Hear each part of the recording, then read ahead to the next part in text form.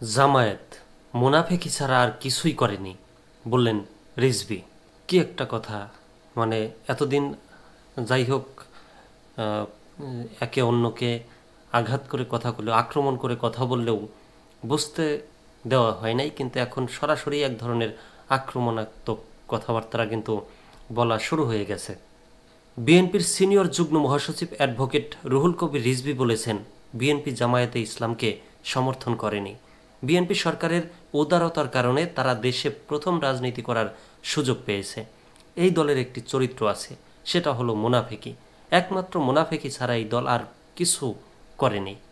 আজ বুধবার 12 ফেব্রুয়ারি বিকেলে রাজশাহীর বাগমারা উপজেলার তাহেরপুর উচ্চ বিদ্যালয় মাঠে শহীদ অধ্যাপক আব্দুল ওয়াহিদ মণ্ডলের 23তম মৃত্যুবার্ষিকী উপলক্ষে আয়োজিত স্মরণ সভায় প্রধান অতিথির বক্তব্যে তিনি একথা বলেন।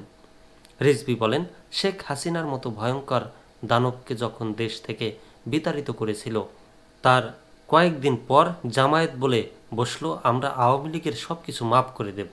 তাহলে আবু সাঈদের রক্ত কিভাবে মাফ করবেন? মুগ্ধের রক্ত কিভাবে মাফ করবেন? আহনাফের রক্ত কিভাবে মাফ করবেন? এছাড়াও দলটিকে উদ্দেশ্য করে রিজভী বলেন, শেখ হাসিনা পাসপোর্ট ভিসা ছাড়া ভারতে বসে দেশের বিরুদ্ধে কথা বলছে, উস্কানি দিচ্ছে, উস্কানি ছড়াচ্ছে। সেই ভারত আপনাদের কাছে প্রিয় হয়ে গেলে এটা খুবই দুঃখজনক। এ সময় কেন্দ্রীয় জেলা ও উপজেলা বিএনপি ও অঙ্গ সহযোগী সংগঠনের সম্মানিত নেতৃবৃন্দরা উপস্থিত ছিলেন।